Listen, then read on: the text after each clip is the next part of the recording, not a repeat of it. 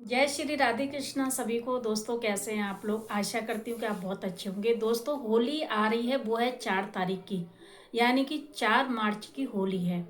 तो दोस्तों 15 दिन पहले हमें बड़कुल्ला बनाने होते हैं। बड़कुल्ला क्या होते हैं, जो गाय के गोबर से माला बनाते हैं ना, वो 15 दिन पहले बनाते हैं, उसको हम बड़कुल्ला बोलते हैं। तो बड़कुल्ला बनाने के लिए हमें होली से 15 दिन पहले बड़कुल्ला बनाना चाहिए। किसी दिन शुभ दिन देख करके, जैसे सोमवार हो गया, मंगलवार हो गया, ऐसे करके, जैसे पड़वा हो गई, इस तरह से आप दिन देख करके बढ़िया तरह से आप बड़कुल्ला की तैयारी कर सकते हैं। पहले दिन अगर आप गोबर लेकर आए हो तो 5 बड़कुल्ला बना लें, यानी कि उसकी शुरुआत कर दें।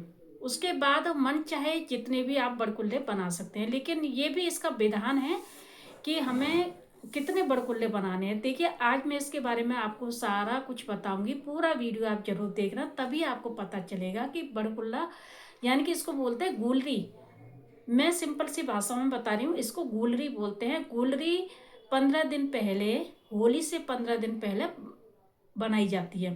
ठीक है, गाय का गोबर ला करके फिर गुलरी, जैसे कल 18 तारीख है तो 18 तारीख को आप, जैसे आज अमावस हो गई तो कल 18 तारीख है, 18 तारीख को आप गोबर ला करके 5 बड़कुल्ले बना लें।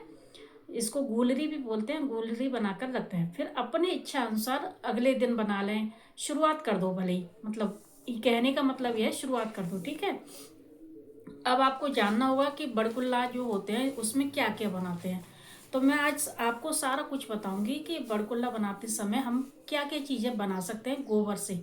जो गाय का गोबर होता है ना, उससे बहुत सारी चीज़ें बनती है। देखिए, होली से 15 दिन पहले किसी शुभ दिन गाय के गोबर से 7 बड़कुल्ला बना लें। मैंने तो 5 बोला था, आप 7 बना लीजिए। ठीक है, बाद में अपनी इच्छा अनुसार और भी बड़कुल्ला बना सकते हैं। तो ये तो मैंने आपको बताया था। फागुन शुक्ल एकादशी को गोबर की 5 ढाल, 5 ढाल बनानी है आपको। एक तलवार बनानी है गोबर से, एक चांद सूरज बनाने हैं, नारियल बनाना है, नारियल बनाते हैं ना, आधी रोटी बनानी है, एक होलिका माई बनानी है, होलिका माई, एक पान बनावे। यदि घर में पुत्र पैदा हुआ हो या बेटे का विवाह हुआ हो तो 13 गोबर की सुपारी भी बना लें।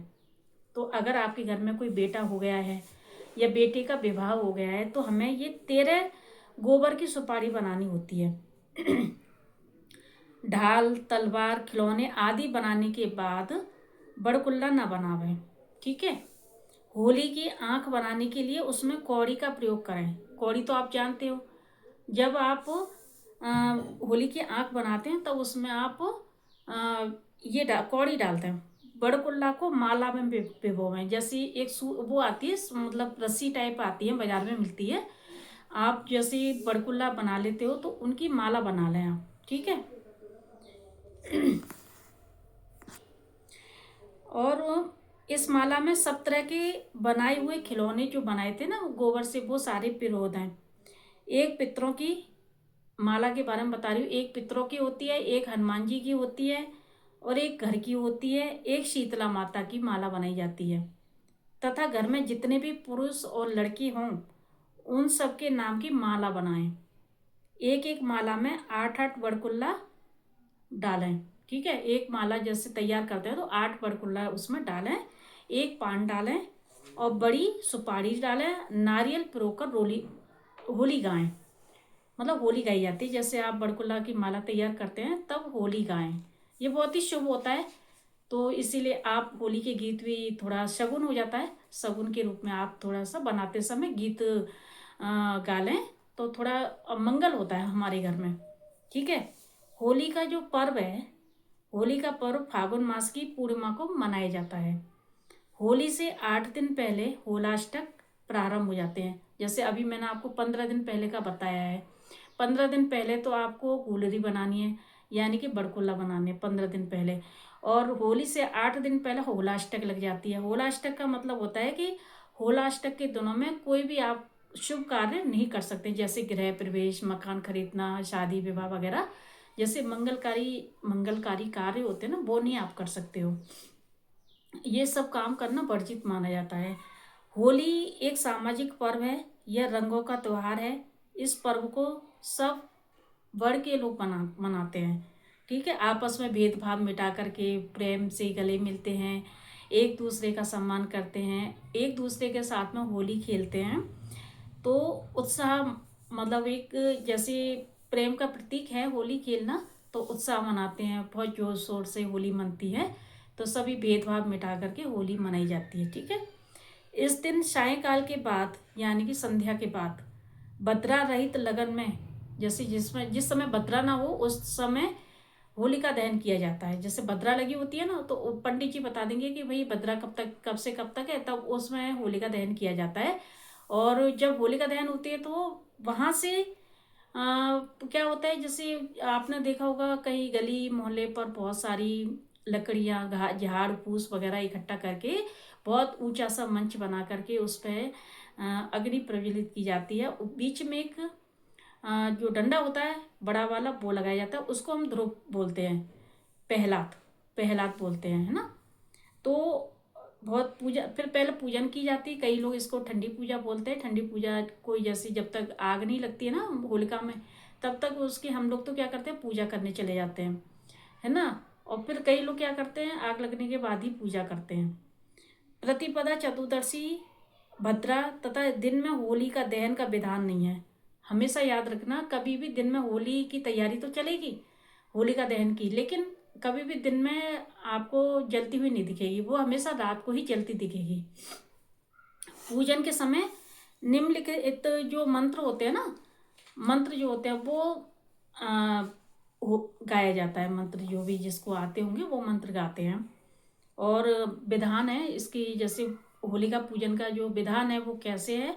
एक माला लें, गन्ना लें, पूजा की सामग्री लें, जैसे जल, मूली, रोली, टीकी लगाते हैं ना, मूली रोली, चावल, फूल, गुलाल, गुड़, कच्चे सूत की लड़ी, कच्चे सूत होती है उसकी लड़ी लेकर के जाते हैं हम, क्योंकि पूरी जो वो माता की जो वो बनी होती है ना, होलिका मैया बनी रहती हैं, तो पूरा उसको पूजा के टाइम ले जाते हैं सूत की।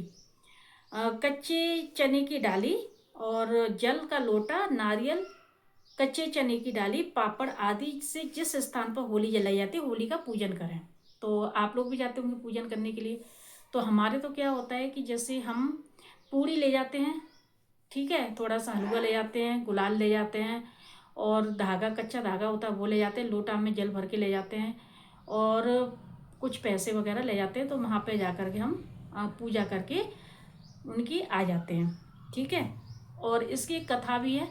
कथा इस प्रकार से है, इस पर्व पर यानी कि जो दिवाली होली का जो पर्व है ना, इसका जो विशेष संबंध है प्रहलाद से है। भक्त प्रहलाद है, जो वो भगवान विष्णु के बहुत बड़े भक्त थे वो, और भक्त प्रहलाद से इनका संबंध है।